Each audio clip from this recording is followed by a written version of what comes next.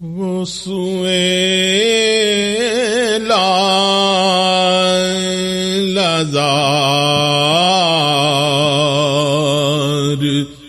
پھر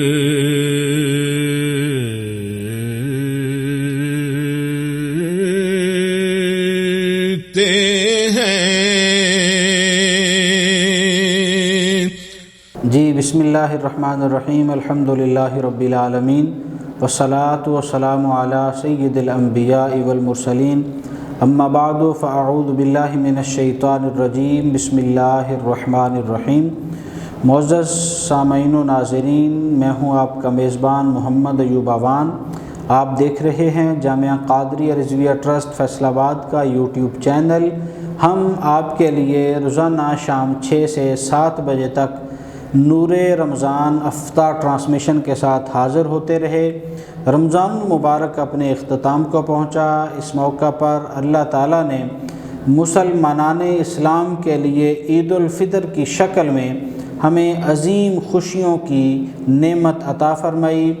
اس موقع پر ہم تمام عالم اسلام کو عید الفطر کی خوشیاں مبارک کہتے ہیں۔ اس حسین اور پرمسرت موقع پر نور رمضان افطار ٹرانسمیشن کا آج ہمارا یہ آخری پروگرام ہے۔ اس موقع پر ہم نے آج دعوت دی ہے ایک نامور عالم دین اور ثناخوان حبیب لبیب مولانا محمد شاہد حسین مدنی صاحب، جو کہ جامعہ قادریہ رضویہ کے ہونہار فاضل دوست ہیں۔ آپ ایک نامور عالم دین ہونے کے ساتھ ساتھ ایک خوبصورت آواز کے مالک ہیں اور ثناخوان مصطفیٰ بھی ہیں۔ ہم آج ان سے گفتگو بھی سماعت کریں گے اور ساتھ ساتھ نعت مصطفیٰ بھی سماعت کریں گے۔ ہماری گفتگو کا موضوع ہوگا کہ عید الفطر کیسے منائیں، اس کے قرآن و سنت میں کیا کیا احکامات آئے ہیں۔ سرکار دو عالم صلی اللہ علیہ وسلم نعت مصطفیٰ عید الفطر کیسے منایا کرتے تھے، صحابہ کا عید الفطر منانے کا طریقہ کار کیسا تھا، اس عنوان پر ہم گفتگو کریں گے۔ ہم خوش آمدید کہتے ہیں مولانا شاہد حسین مدنی صاحب، آپ تشریف لائے۔ آپ کو اللہ تعالیٰ بہت ساری عزتوں سے نوازے۔ ہم نے اپنے پروگرام کے انٹرو میں عرض کر دی کہ ہم آپ سے نعت مصطفیٰ بھی سماعت کریں گے اور بعد ازاں عید الفطر کے خوبصورت عنوان پہ ہم آپ سے گفتگو بھی سماعت کریں گے۔ ہم خواہش رکھتے ہیں کہ آپ اپنی خوبصورت آواز میں ابتدا نعت مصطفیٰ سے کریں اور اس کے بعد پھر بالترتیب ہم اپنے سوال و جواب کا سلسلہ شروع کریں گے۔ جی صلی اللہ علیہ یا رسول اللہ وسلم علیہ یا حبیب اللہ۔ ان کی مہک نے دل کے غنچے کھلا دیے ہیں۔ سبحان اللہ، سبحان اللہ۔ مہک نے دل کے غنچے کھلا دیے ہیں، جس راہ چل گئے ہیں آقا جی، جس راہ چل گئے ہیں کوچے بسا دیے ہیں۔ ان کی مہک نے دل کے ان پہ نثار کوئی کیسے ہی رنج میں ہو، ان پہ نثار کوئی کیسے ہی رنج میں ہو، جب یاد آ گئے ہیں آقا جی، جب یاد آ گئے ہیں کوچے بسا دیے ہیں، جب یاد آ گئے ہیں سب غم بھلا دیے ہیں ان کی مہک نے دل کے، اور میرے کریم سے گر قطرہ کسی نے مانگا، میرے کریم سے گر قطرہ کسی نے مانگا، دریا بہا دیے ہیں آقا نے، دریا بہا دیے ہیں، دربے بہا دیے ہیں ان کی مہک نے دل کے، غنچے کھلا دیے ہیں ان کی مہک نے دل کے، اور آنے دو یا ڈبو دو اب تو تمہاری جانب، آنے دو یا ڈبو دو اب تو تمہاری جانب، کشتی تمہیں پہ چھوڑی، کشتی تمہیں پہ چھوڑی، لنگر اٹھا دیے ہیں ان کی مہک نے دل کے، غنچے کھلا دیے ہیں جس راہ چل گئے ہیں۔ ماشاءاللہ، بہت ہی خوبصورت انداز میں مولانا محمد شاہد مدنی بارگاہ رسالت میں ہم سب کی حاضری لگوا رہے تھے۔ اللہ تعالیٰ کے پیارے حبیب صلی اللہ علیہ وسلم نے ہمیں یہ ارشاد فرمایا ہے کہ جیسے ایک مزدور مزدوری کرتا ہے تو جب اس کی مزدوری پوری ہو جاتی ہے تو اسے اس کی مزدوری عطا کر دی جاتی ہے، بے عین ہی اسی طرح رمضان المبارک کے روزے رکھنے والوں کے لیے اللہ تعالیٰ نے عید الفطر کی خوشی عطا فرما کر ان کی مزدوری کا اہتمام فرما دیا ہے۔ آج اس عظیم الشان موقع پہ ہم تمام عالم اسلام کو جامعہ قادریہ رضویہ ٹرسٹ فیصل آباد کی پوری انتظامیہ کی طرف سے، آپ کے سارے چاہنے والوں کی طرف سے عید الفطر کی خوشیاں مبارک کہتے ہیں۔ جہاں بھی ہمیں مائیں بہنیں، ہمارے مسلمان بھائی ہمیں سارا مہینہ سنتے رہے، رمضان المبارک کے بابرکت لمحات وہ ہمارے ساتھ رہے، ہم آج کے اس نور رمضان افطار ٹرانسمیشن کے آخری پروگرام میں ان کو عید الفطر کی خوشیاں بھی مبارک کہتے ہیں اور ان کے لیے ڈھیروں دعاؤں کے ساتھ اپنی اجازت چاہیں گے کہ اللہ تعالیٰ رمضان المبارک کے اس بابرکت مہینے کے صدقے ان کے والدین کی کامل بخشش و مغفرت فرمائے۔ ہم اپنی گفتگو کا سلسلہ شروع کرتے ہیں۔ قبلہ محمد شاہد مدنی صاحب، آپ سے ہم پہلا سوال یہ عرض کریں گے کہ عید الفطر کو قرآن و سنت میں منانے کا کیا طریقہ کار، اس بارے میں کیا احکامات نازل ہوئے ہیں، اس سے ہمارے ناظرین کے لیے اپنی گفتگو کا آغاز فرمائیں۔ بسم اللہ الرحمن الرحیم، والصلاۃ والسلام علی سید الانبیاء والمرسلین۔ پہلے تو میں سب سے پہلے شکر گزار ہوں جامعہ قادریہ رضویہ اور ان کی پوری ٹیم کا کہ انہوں نے اس بابرکت موقع پر مجھے یہاں پر بلا کر گفتگو کرنے کا موقع جو ہے وہ فراہم کیا، اور آپ کا بھی شکر گزار ہوں کہ آپ آج میرے ساتھ ہیں، یعنی عید کی خوشیاں لوگ جو ہے وہ منا رہے ہیں اور اب یہاں پر بیٹھ کر اللہ اور اس کے رسول کے احکامات لوگوں تک پہنچانے کی جو ہے وہ ترکیب کر رہے ہیں۔ قرآن مجید کے اندر اللہ رب العزت نے اس موقع کا ذکر کرتے ہوئے ارشاد فرمایا وَلِتُكْمِلُوا الْعِدَّةَ وَلِتُكَبِّرُوا اللَّهَ مَا عَلَىٰ مَا هَدَاكُمْ وَلَعَلَّكُمْ تَشْكُرُونَ، کہ یہ مہینہ تم نے اس کی جو ہے وہ مدت پوری کر لی ہے، روزے تم نے رکھ لیے، اب اللہ رب العزت کی بڑھائی کو بیان کرو، وَلِتُكَبِّرُ اللَّهَ، اللہ کی بڑھائی بیان کرو۔ جی جی اور بڑھائی بیان کرتے ہوئے کس لیے بڑھائی بیان کرنی ہے کہ اللہ رب العزت نے تمہیں اس کی ہدایت عطا فرمائی کہ تم نے ماہ رمضان مبارک جو ہے وہ شاندار طریقے سے گزارا، اور اس کا مقصد جو ہے لعلکم تشکرون، تاکہ اللہ رب العزت کے تم شکر گزار بندے بن جاؤ۔ رمضان المبارک میں جب ذکر کیا جاتا تھا رمضان المبارک، وہاں پر بھی مقصد لعلکم تتقون تھا، اب لعلکم تشکرون ہے۔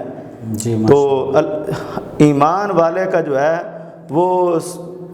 ہر طرف سے اس کا مقصد جو ہے وہ یہ بیان کیا جا رہا ہے کہ روزے رکھنے ہیں، عید منانی ہے، یا جتنے بھی افعال کو یا اعمال کو تم نے بجا لانا ہے، اس میں سب سے پہلے تمہاری پرائرٹی جو ہے اور تمہارا مقصد جو ہے وہ یہ ہونا چاہیے کہ تم اللہ رب العزت کے جو ہے وہ بندے فرما بردار بن جاؤ اور اس کے شکر گزار بندے بن جاؤ۔ تو یہ عید سعید جو ہے یہ بھی بندوں کو شکر کا جو ہے درس دینے کے لیے جو ہے وہ منائی جاتی ہے۔ جی ماشاءاللہ، میں عرض کروں گا کہ نبی اکرم صلی اللہ علیہ وسلم عید کیسے مناتے تھے، صحابہ کا عید الفطر کے بارے میں کیا معمول ہوتا تھا، اس بارے ہمارے ناظرین کو آگاہ فرمائیں۔ نبی مکرم شفیع معظم جانے کائنات صلی اللہ علیہ وسلم جب تشریف لے گئے مدینہ منورہ میں، تو وہاں پر پہلے سے جو ہے وہ 2 روز جو ہے وہ سال میں اس طرح سیلیبریٹ کیے جاتے تھے، منائے جاتے تھے، ان کے عربوں کا طریقہ کار تھا۔ تو نبی کریم علیہ الصلوۃ والسلام نے جب اس کو دیکھا تو دیکھا کہ اس میں بہت سارے غیر شرعی افعال اور جو ہے وہ اعمال موجود تھے۔ تو نبی کریم علیہ الصلوۃ والسلام نے ارشاد فرمایا کہ اگر اللہ رب العزت نے اگر تمہیں اس سے بہتر جو ہے وہ دن عطا فرما دیے ہیں، وہ عید الفطر ہے اور عید الاضحیٰ ہے، تو تم جو ہے ان کو چھوڑو اور اس کی جگہ پر ان جو ہے وہ ایام کو منایا کرو۔ اسلام کا شروع سے جو ہے وہ طور امتیاز یہ رہا ہے کہ اس میں جتنے بھی غیر شرعی اعمال و افعال ہوتے ہیں ان کو ترک کر کے مسلمانوں کو ایک اس سے اچھا جو ہے وہ کوئی بھی چیز سیلیبریٹ کرنے کا جو ہے وہ طریقہ کار دیا جاتا ہے۔ تو نبی کریم علیہ الصلوۃ والسلام ظاہری بات ہے وہاں رمضان المبارک میں اللہ رب العزت کی عبادت کی، شکر ادا کیا، اور مسلمان کی سیلیبریشن ہوتی ہی ایسے ہے کہ وہ جتنا جو ہے وہ اس کو اللہ رب العزت نعمت عطا فرماتا ہے، جتنا رب کی کرم نوازی اس پر ہوتی ہے، وہ اتنا رب کا زیادہ شکر گزار جو ہے وہ بندہ بن جاتا ہے۔ تو نبی رحمت صلی اللہ علیہ وسلم بھی ظاہری بات ہے اس میں آپ درس دیا کرتے تھے کہ غریبوں کے ساتھ تم نے کیا سلوک کرنا ہے، تم نے جو ہے وہ بیواؤں کے ساتھ کیسا سلوک کرنا ہے۔ یہ حضور کا عید والے دن کا نہیں عمل ہوتا تھا، حضور تو ساری زندگی جو ہے وہ اس پر جو ہے وہ پہرا دیا کرتے تھے، اس پر جو ہے وہ صحابہ کرام کو ترغیب دیا کرتے۔ لیکن جب یہ ایام آتے تو کیونکہ ایک دن جو ہے وہ متعین ہے خوشی کا، تو حضور ان کو صحابہ کرام کو اور لوگوں کو تاکید کیا کرتے تھے کہ اس میں پہلے دنوں سے بڑھ کر جو ہے وہ تم نے اپنے غریب بھائیوں کا، بیواؤں کا، یتیموں کا، غریبوں کا جو ہے وہ خیال رکھنا ہے۔ ماشاءاللہ، اس میں ہم گفتگو کا سلسلہ آگے بڑھاتے ہیں کہ عید الفطر یہ کیوں منائی جاتی ہے، اس دن کی فضیلت کیا ہے، اور بالخصوص مسلمانوں کو عید الفطر کیسے منانی چاہیے، اس بارے ہمارے ناظرین کی آگاہی فرمائیں۔ نبی کریم علیہ الصلوۃ والسلام نے اس دن کی اتنی فضیلت جو ہے وہ بیان فرمائی کہ ایک بندہ مومن اگر وہ اس دن کو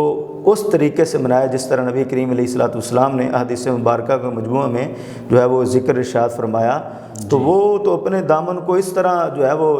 رحمتوں سے بھرے گا اور اتنا جو ہے وہ رب کی رحمتوں کے سائے میں آ جائے گا کہ اس کی جو ہے وہ عطا اور اس کی جو ہے وہ جگہ نہیں۔ حضور صلی اللہ علیہ وسلم فرماتے ہیں کہ رمضان المبارک کی بابرکت گھڑیاں ہیں، اور ہر روز اللہ رب العزت 60,000 ایسے بندوں کو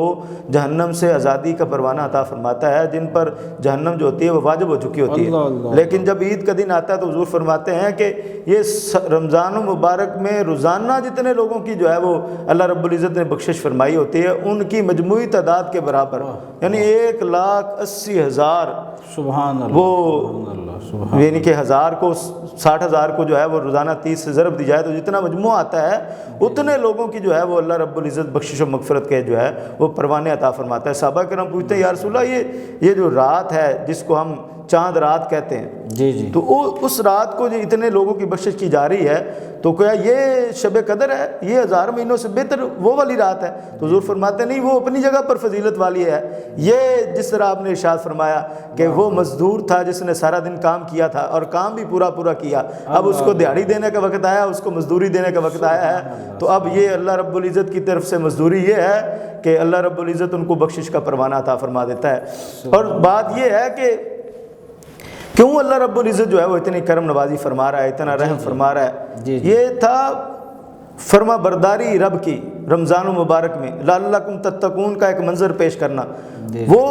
روٹی کھانا جو تھا وہ دن بھر میں جائز تھا، لیکن اللہ رب العزت نے فرمایا نہیں کھانا، تو بندہ کہتے یا اللہ پہلے بھی تیرے دین کی جو ہے وہ پاسداری کے لیے ہم کھانا کھاتے تھے، اب نہیں، تو نے روک دیا، نہیں کھاتے۔ تم نے پانی بھی نہیں پینا، نہیں پئیں گے۔ ازواج مطہرات اپنی بیویوں کے پاس جانا تھا، یا اللہ تو نے روک دیا، نہیں جاتے۔ تو اللہ رب العزت فرماتا ہے جائز کام جو تھے، جو میں نے جائز کیے تھے، وہ میں نے چند دن کے لیے تمہیں ان سے منع کیا تو تم رک گئے، تو اب آؤ پھر دیکھو تم نے رب کی فرما برداری کا حق ادا کر دیا، اب رب کا کرم بھی دیکھو کہ رب تم پر رحمتیں کس طرح نچھاور کرتا ہے۔ سبحان اللہ، ماشاءاللہ۔ ناظرین، عید الفطر کی خوشیاں مبارک کہتے ہوئے اس کے جو قرآن و سنت کے اندر احکامات نازل ہوئے ہیں ان پر ہم گفتگو کر رہے ہیں۔ یقیناً عالم اسلام کے اندر آج کا دن انتہائی اہمیت والا دن ہے، اور اس دن ہر امیر اور ہر غریب اپنی حیثیت کے مطابق خوشیوں کا اظہار کرتا ہے۔ ہم ایک دوسرے کے گلے ملتے ہیں، ہم مصافحہ معانقہ کرتے ہیں، ایک دوسرے سے اپنی مسکراہٹیں بانٹتے ہیں، خوشیاں بانٹتے ہیں، بغل گیر ہوتے ہیں۔ یہ ہمارا انداز ایک دوسرے کے دکھ بانٹنے کا بھی ہے، ایک دوسرے کے ساتھ اپنی خوشیاں سیلیبریٹ کرنے کا بھی ہے، اور یہی وہ انفرادیت ہے کہ جو دیگر اقوام میں نظر نہیں آتی۔ مسلمان ایک ہی دن میں پوری دنیا کے اندر، دنیا کے جس کونے میں بھی موجود ہیں، وہ ایک ہی انداز میں، ایک ہی طریقہ کار کے مطابق اپنی خوشیوں کا اظہار کرتے ہیں۔ یہ اجتماعیت دیگر اقوام میں دکھائی نہیں دیتی۔ ہم یہاں پر ایک چھوٹی سی بریک لیں گے، اس کے بعد جلد آپ کی خدمت میں حاضر ہوں گے۔ وہ سوئے لازار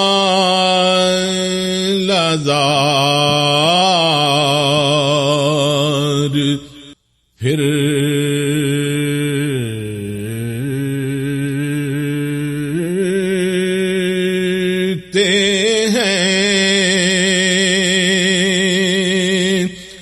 جی ویلکم بیک، خوش آمدید ایک مرتبہ پھر نور رمضان افطار ٹرانسمیشن میں آپ کا میزبان محمد ایوب اوان حاضر خدمت ہے۔ ہمارے ساتھ آج عید الفطر کے خوبصورت عنوان پہ گفتگو کرنے کے لیے موجود ہیں علامہ محمد شاہد مدنی صاحب، جو کہ ہمارے ادارہ کے ہونہار فاضل دوست ہیں۔ ہم ان سے عید الفطر کو کیسے منائیں، دین اسلام میں عید الفطر منانے کا کیا طریقہ کار ہے، قرآن و سنت میں اس کے کیا احکامات آئے ہیں، نبی اکرم شفیع اعظم جان دو عالم صلی اللہ علیہ وسلم اور صحابہ کا اس عید الفطر کے موقع پر کیا معمول ہوتا تھا، اس خوبصورت عنوان پر گفتگو کر رہے ہیں۔ مدنی صاحب ایک مرتبہ پھر آپ کو خوش آمدید کہتے ہیں۔ ہمارا آپ سے یہ عرض ہے، یہ سوال ہے کہ موجودہ حالات میں مسلمانوں کو عید الفطر کیسے منانی چاہیے، اس موقع پر مسلمانوں کو کن کن اعمال کی طرف زیادہ توجہ دینی چاہیے، عصر حاضر کو مد نظر رکھتے ہوئے اس پر اپنی خوبصورت الفاظ ادا فرمائیں۔ بسم اللہ الرحمن الرحیم۔ یہاں پر دو قسم کے جو ہے نا وہ کردار کی ہمیں ضرورت ہے، ایک اپنی ذات کے اعتبار سے اور ایک عوام الناس مسلمانوں کے، دیگر مسلمانوں کے اعتبار سے ہے۔ اپنے اعتبار سے یہ ہے کہ جب رمضان المبارک میں اللہ رب العزت بندے کو توفیق عطا فرما دیتا ہے، قرآن مجید اس نے تلاوت کی، نمازیں پڑھتا رہا، تہجد کی نماز پڑھ لی، تراویح کی نماز اس نے ادا کی، تو خواہ مخواہ کبھی شیطان کا حملہ ہوتا اور کہتا ہے تو نے تو بڑی عبادت اور ریاضت کر لی ہیں، لیکن ایمان والوں کا یہاں پر کیا طریقہ کار رہا؟ حضرت سیدنا عمر فاروق رضی اللہ تعالیٰ عنہ وہ عید الفطر کے دن جو ہے ان کی بکا جو ہے وہ صحابہ کرام نے سنی کہ وہ مسجد نبوی شریف میں بیٹھے ہیں اور بلند آواز سے روتے چلے جا رہے ہیں، تو صحابہ کرام ان کے پاس حاضر ہو کہنے لگے کہ آج تو عید کا دن تھا اور آپ کی آنکھوں میں آنسو اور بکا، تو کہتے ہیں مجھے آج عید کا دن تو ہے، لیکن عید تو وہ شخص منائے جس کو یہ پکا یقین ہو گیا ہو کہ اللہ رب العزت نے اس کی عبادتوں اور ریاضتوں کو قبول کر لیا ہے۔ اللہ اللہ اللہ اللہ۔ اب دیکھیں جن کے بارے میں رب جو ہے وہ قرآن مجید میں گواہی نازل فرما رہا ہے کہ یہ الذین هم لصلاتہم خاشعون، نماز پڑھتے ہیں تو ان کے دل میں رب کی خشیت ہوتی ہے۔ رب ان کی گواہی 18واں سپارہ ہے قرآن مجید کے اندر ان کی گواہی بیان، ان کا عالم تو یہ ہے تقویٰ اور طہارت اور عبادت اور ریاضت کے جو پیکر ہیں، اور حضور صلی اللہ علیہ وسلم کے ساتھ وفائیں جن کی جو ہیں وہ زمانہ جانتا ہے، اور جنہوں نے دنیا کو نظام دیا، جنہوں نے دنیا جو ہے وہ ان کو ایک انوکھے نہج پر لا کر جو ہے وہ کھڑا کر دیا۔ بے شک بے شک۔ تو وہ احباب جو ہیں وہ جب عید مناتے ہیں تو ان کا یہ ہوتا ہے کہ ہمیں یعنی کہ دل جو ہے وہ پختہ ہونے کے باوجود، ایمان اتنی اکملیت کو پہنچنے کے باوجود ان کی یہ صورت حال ہے۔ تو آج جو ہے وہ ابھی چاند رات نہیں ہوتی، تو چاند رات کو جب وہ شیطان کو کھلنے کے معاملات ہوتے ہیں تو کئی مرتبہ بندہ مومن جو ہے وہ اس نے جو ہے وہ بہت سارے اعمال کیے ہوتے ہیں، لیکن وہ چاند رات کو ہی ان کو ضائع کر بیٹھتا ہے۔ تو ایمان والوں کو عید کی جو ہے وہ اپنی ذات کے اعتبار سے وہ ایسے ہونی چاہیے کہ وہ ہر دم ان کے سینے میں اللہ رب العزت کا ڈر موجود ہونا چاہیے، اور اللہ رب العزت کے محبوب کریم علیہ الصلوۃ والسلام کی پیروی کا ارادہ جو ہے وہ پختہ ہونا چاہیے کہ صرف رمضان المبارک میں نہیں، ہم نے سارا سال اسی طرح بسر کرنا ہے جس طرح یہ ایک پریکٹس کا مہینہ تھا جو رب نے شیطانوں کو باندھ کر جو ہے ہمارے دلوں کو سکون عطا فرمایا۔ تو یہ ایمان والے کی عید ایک اپنے اعتبار سے یہ جو ہے ایسی ہے، اور دیگر مسلمانوں کے اعتبار سے تو وہ نبی کریم علیہ الصلوۃ والسلام کا کردار ہمارے سامنے ہے۔ جب حسنین کریمین کو سجا کر حضور ساتھ لے جا رہے تھے اور راستے میں ایک یتیم بچہ تھا، کپڑے اس کے کتنا خوبصورت منظر تھا، حضور رک جاتے ہیں، وہاں صحابہ کرام بیٹھے ہوں گے کہ حضور تشریف لائیں گے، حضور خطبہ ارشاد فرمائیں گے، وہ کہاں ہزاروں جو ہے وہ لوگ منتظر تھے حضور کے، لیکن حضور کہتے ہیں نہیں، اس سے بھی بڑا فریضہ یہ ہے کہ یہ جو بچہ ہے جس کی آج عید کے دن جس کے بدن پر کپڑے نہیں ہیں، اس نے جو ہے وہ اپنا چہرہ نہیں دھویا۔ حضور پوچھتے ہیں تم کیوں یہاں بیٹھے ہو؟ تو وہ کہتا ہے میرے تو ماں باپ نہیں ہیں۔ تو حضور فرماتے ہیں چلو میرے ساتھ، اس کو واپس لے جاتے ہیں، پھر اس کو نہلاتے ہیں، اس کو اچھے کپڑے پہناتے ہیں خوبصورت، اور آنکھوں میں آنسو ہیں۔ حضور فرماتے ہیں تم اس بات پر خوش نہیں کہ عائشہ تمہاری ماں بن جائے اور محمد تمہارا باپ بن جائے؟ اللہ اللہ۔ تو غریب اب یہ ہے کہ اگر حضور دیکھ رہے ہیں تو حضور کی ساری زندگی ہمارے لیے اسوہ کاملہ ہے، تو ہمیں یہ بھی دیکھنا ہے کہ کوئی غریب جو ہے اور یتیم جو ہے وہ ایسے بغیر کپڑوں کے نہ رہ جائے، کسی بیوہ جو ہے وہ اس کے بچے عید والے دن جو ہے وہ بلکتے ہوئے اور روٹی کے طلبگار نہ نظر آئیں۔ وہ بڑے بڑے شاہانہ لوگ جو ہیں وہ عید والے دن جو انہوں نے پارٹیاں رکھی ہوتی ہیں، اور یعنی کہ چاند رات کو سیلیبریٹ کرنے کا علیحدہ جو ہے وہ کروڑوں کا انہوں نے خرچہ رکھا ہوتا ہے۔ عید والے دن جو ہے ان کی جو ہے وہ لاکھوں کروڑوں کی شادیاں ہوتی ہیں، لیکن ان کو کیا پتہ کہ یہ ہمارے 1000 روپیہ دینے سے یا 2000 روپیہ دینے سے یا 5000 دینے سے کسی کے جو ہے وہ گھر میں خوشیاں جو ہے وہ آ سکتی ہیں۔ اور حقیقی خوشیاں ایمان والے کی وہ اپنی ذات کے لیے تو ہیں ہی نہیں۔ ایمان والے کی حقیقی خوشیاں، اس کو حقیقی دلی خوشی اسی وقت ہوتی ہے جب وہ کسی ایمان والے کو خوش کرتا ہے۔ ماشاءاللہ۔ تو خوشی کا سامان جو ہے وہ اس عید کے دن ہمارے لیے پیدا کرنا، وہ اپنے دیگر مسلمان بھائیوں کے لیے یہ ہمارے لیے بہت زیادہ جو ہے وہ اس موقع پر وہ ضروری ہے۔ اللہ رب العزت نبی رحمت صلی اللہ علیہ وسلم کے وسیلہ سے ہمیں اس کردار کا حامل بننے کی توفیق عطا فرمائے۔ جی ماشاءاللہ۔ ناظرین، ہمارے مہمان خاص مولانا محمد شاہد مدنی صاحب عید الفطر کے موقع پر مسلمانوں کا کیا وتیرہ ہونا چاہیے، کیا انداز ہونا چاہیے اور کون سے کردار کو اپنانا چاہیے، اس پر ارشاد فرما رہے تھے۔ میں عرض کروں کہ اس موقع پر جیسے آپ بذات خود خوشیاں دیکھتے ہیں، خوشیاں سمیٹتے ہیں، خوشیاں بانٹتے ہیں، اسی طرح اپنی خوشیوں کے اندر ان تمام لوگوں کو لازماً شریک کریں کہ جن کو یہ خوشیاں دیکھنا نصیب نہیں ہوئی۔ اس موقع پر جو کہ اس وقت کرونا کی وبا ہمارے ارد گرد بہت سارے لوگوں کو اپنی گرفت میں لے چکی ہے، ان تمام احباب کو، ان تمام مسلمانوں کو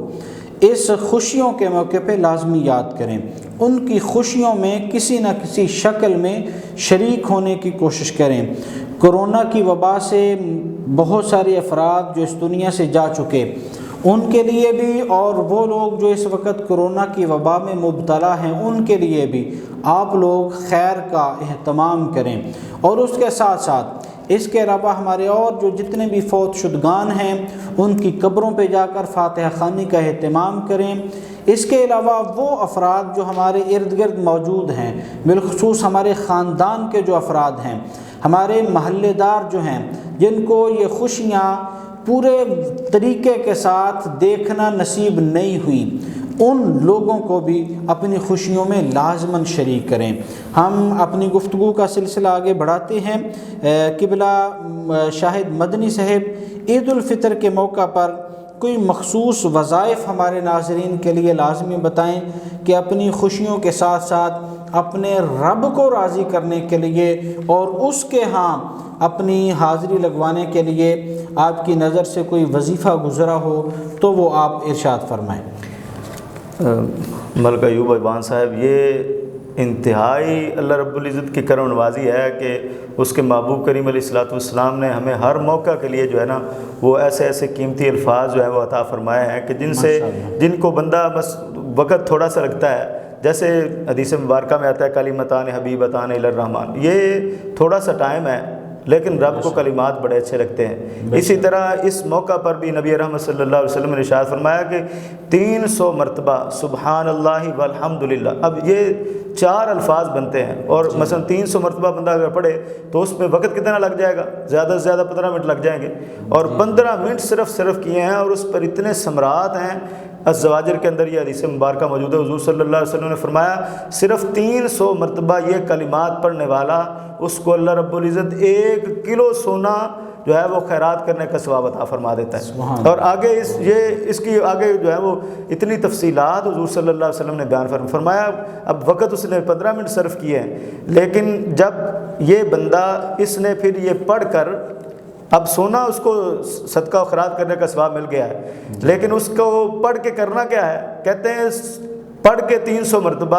پھر اسے تمام امت مسلمان، تمام مسلمانوں کو یہ ایثار ثواب کر دے جو وصال کر گئے، تو اس کے صدقے سے ان کو کیا ملے گا؟ حضور فرماتے ہیں کہ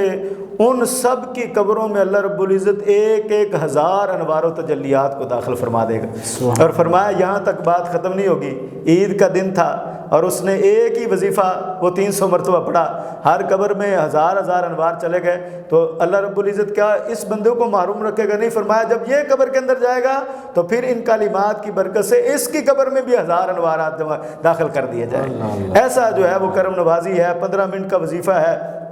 اور نبی رحمت صلی اللہ علیہ وسلم کی طرف سے۔ اب یہ ہے کہ یہ عید والے دن اس وظیفے پر اتنی جو ہے وہ ثمرات کیوں وارد ہو رہے ہیں؟ وہ پتہ ہے کہ عید کا دن ہے، مصروفیت کا دن ہے، اور اس میں جو ہے وہ دیگر بہت سارے معاملات ہوتے ہیں، حتیٰ کہ ہمارے تو یعنی کہ مسلمانوں کا وتیرہ ایسا ہی ہوتا ہے کہ وہ کہتے ہیں کہ ہمارے بزرگ فرماتے ہیں کہ پکا نمازی جو دیکھنا ہو تو اس کو عید والے دن ظہر کی نماز کے وقت مسجد میں جا کر دیکھا کرو، جتنے بندے ہوں گے وہ پکے نمازی ہوتے ہیں۔ عید والے دن مثلا کہ جو پکے سے پکے نمازی ہوتے ہیں ان میں سے بھی کم کو جو ہے اور اس کو عید والے دن ظہر کی نماز کے وقت جو ہے نا وہ پہنچنا بڑا مشکل ہو جاتا ہے۔ تو اللہ رب العزت کے محبوب فرماتے ہیں کہ یہ اتنا جو ہے وہ مصروفیت کا دن تھا، اس نے بچوں کو وقت دینا تھا، عزیز و اقربا کو وقت دینا تھا، اس نے تھوڑا سا وقت رب کے لیے بھی نکالا ہے، تو رب نے اوپر سے کرم نوازی اتنی فرمائی ہے کہ اس کی جب وہ فوت ہوگا تو اس کی قبر میں 1000 انوار و تجلیات جو ہیں وہ داخل کر دیے جائیں۔ ماشاءاللہ، ہم چاہیں گے کہ اس موقع پر ہم اپنے ناظرین کے لیے عید پڑھنے کا جو مسنون طریقہ ہے وہ بھی، اور اس دن کے جو مسنون اعمال ہیں ان پر بھی اپنے ناظرین کی افادیت کے لیے ہم نماز عید پڑھنے کا طریقہ کار بھی اپنے ناظرین کو بتائیں۔ عید الفطر جو ہے وہ جن احباب کو میسر آ سکے ان کو چاہیے کہ وہ اپنے لیے بھی جو ہے وہ نئے کپڑوں کا اہتمام کریں اور اپنے قرب و جوار کے اندر بھی جو ہے وہ نظر دوڑائیں، ان کو بھی کپڑے جو ہے وہ پرووائڈ کریں اور اچھے صاف ستھرے، اگر نہ ہو سکیں تو اچھے اور صاف ستھرے کپڑے پہنیں۔ خوشبو لگانا ہر موقع پر حضور کی سنت رہا ہے، تو اس موقع پر جو ہے وہ خوشبو کا استعمال کرنا، پھر غسل کرنا، مسواک کرنا، سرما لگانا، یہ تمام افعال جو ہیں وہ نبی رحمت صلی اللہ علیہ وسلم کی سنت مبارکہ ہیں۔ پھر عید الفطر کے لیے جانے سے پہلے جو ہے وہ کوئی میٹھی چیز کھانا، یہ بھی نبی رحمت صلی اللہ علیہ وسلم کی سنت مبارکہ ہے۔ پھر قرآن مجید کے الفاظ ہیں وَلِتُكَبِّرُ اللَّهَ، اللہ کی بڑائی بیان کرنی ہے، تو تکبیرات کہتے ہوئے جو ہیں وہ عیدگاہ کی طرف جو ہے وہ جایا جائے۔ اور پھر راستہ تبدیل کر کے آنا، اس پر بھی نبی اکرم صلی اللہ علیہ وسلم کی طرف سے ثمرات جو ہیں وہ، اور بات یہ ہے کہ قدم راستے سے جانا اور دوسرے کسی اور راستے سے واپس آنا۔ اس کی وجہ ہے کہ یہ عید کا دن تھا، اور اس کا قدم قدم جو ہے وہ حضور فرماتے ہیں کہ وہ رب جو کے فرشتے جو نوٹ کر لیں کہ یہ اس راستے سے گیا تھا، اس راستے سے آیا تھا، ہر قدم پر کیونکہ ثواب عطا فرمانا ہے، اور ہر جگہ اس کی جو ہے وہ گواہ بن جائے کہ یہ اپنی خوشی والے دن بھی اس نے اللہ رب العزت کو یاد رکھا ہے، اور آ کر دوگانہ مسجد میں یا عیدگاہ کے اندر اس نے آ کر ادا کی ہے۔ اور عید الفطر پڑھنے کا طریقہ یہ ہے کہ یہ نماز جو ہے واجب ہے، اور اس کے بعد جو خطبہ پڑھا جاتا ہے یہ سنت مبارکہ ہے، ماشاءاللہ مسنون ہے۔ کوئی اگر خطبہ مسنون نہیں سن پاتا تو اس کے لیے گرفت نہیں ہے، کیونکہ سنت مبارکہ ہے۔ اور بہرحال نماز جو ہے اس میں 6 زائد تکبیریں ہوتی ہیں، تو 2 رکعت نماز واجب عید الفطر، 6 زائد تکبیروں کے منہ ترخانہ کے کعبہ پیچھے سے امام کا اللہ اکبر، اور اس میں اللہ اکبر کرنے کے بعد اصل میں احباب تذبذب کا شکار ہو جاتے ہیں، اور ہمارے بڑے بڑے عمائدین جو ہیں وہ یعنی کہ سربراہان اور سیاست سے کیسے تعلق رکھنے والے، ان کو یہ پتہ نہیں ہوتا کہ ہاتھ باندھنے کس جگہ پر ہے اور چھوڑنے کس جگہ پر ہے۔ تو یہ ہے کہ اللہ اکبر کہہ کر پہلے ہاتھ باندھے جائیں گے، اور اس کے بعد ثنا پڑھی جائے گی، ثنا کے بعد تکبیرات 3 کہی جائیں گی، اور پہلی تکبیر کے بعد ہاتھ چھوڑنے ہیں، دوسری تکبیر کے بعد بھی ہاتھ چھوڑنے ہیں، اور تیسری تکبیر پر پھر ہاتھ باندھ لینے، کیونکہ امام نے قرات کرنی ہے۔ امام قرات کرے گا اور آپ نے خاموش رہنا ہے، پھر اس کے بعد رکوع کی تکبیر ہوگی، آپ نے رکوع کے اندر چلے جانا ہے، پھر 2 سجدے ہوں گے۔ اس کی ترتیب جو ہے وہ دوسری رکعت میں بدل جاتی ہے۔ جب دوسری رکعت میں کھڑے ہوں گے تو پہلے قرات ہوگی،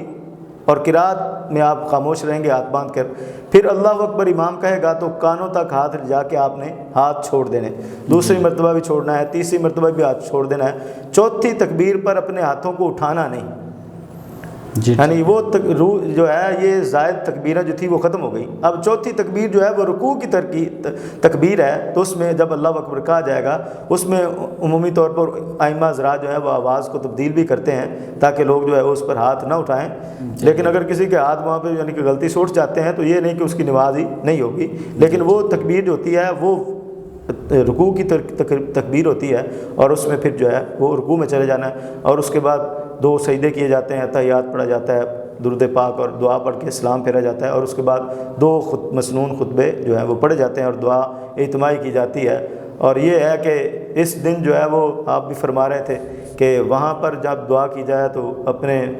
فوت شدگان کے لیے جو ہے وہ خصوصی دعا کا اہتمام کیا جائے، پھر قبرستان بھی چلے جائیں تاکہ بندے کو صرف اپنی خوشیاں نہ یاد رہیں، اپنی دنیا نہ یاد رہے، بندے کو اپنی آخرت بھی یاد رہے، اس لیے قبرستان جانا بھی نبی رحمت صلی اللہ علیہ وسلم کی سنت مبارکہ ہے۔ جی ماشاءاللہ، مفتی صاحب نے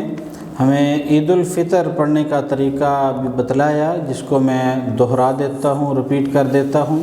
یہ 2 رکعت کی نماز ہے، اس میں دیگر نمازوں سے ہٹ کر 6 زائد تکبیریں کہی جاتی ہیں، اور ان 6 زائد تکبیروں کا جو وقت ہے وہ پہلی رکعت میں ہے کہ ہم تکبیر تحریمہ کہیں گے اور ثنا پڑھیں گے۔ ثنا پڑھنے کے بعد یہاں پر 3 بار تکبیر کہی جائے گی، پہلی بار ہاتھ اٹھائیں گے چھوڑ دیں گے، دوسری بار ہاتھ کانوں کی لو تک لے کے گئے چھوڑ دیے، تیسری مرتبہ پھر امام اللہ اکبر کہے گا، ہم بھی اللہ اکبر کہتے ہوئے اپنے کانوں کی لو تک ہاتھوں کے انگوٹھوں کو لے کے جائیں گے، اور اس کے بعد ہم ہاتھوں کو چھوڑیں گے نہیں بلکہ ناف کے نیچے باندھ لیں گے۔ امام خود ہی توض و تسمیہ پڑھے گا، قرات کرے گا، سورہ فاتحہ کی تلاوت کرے گا، رکوع سجدہ اسی انداز میں جیسے پہلے ہوتا ہے اسی طرح ہوگا، اور اس کے بعد پھر دوسری رکعت میں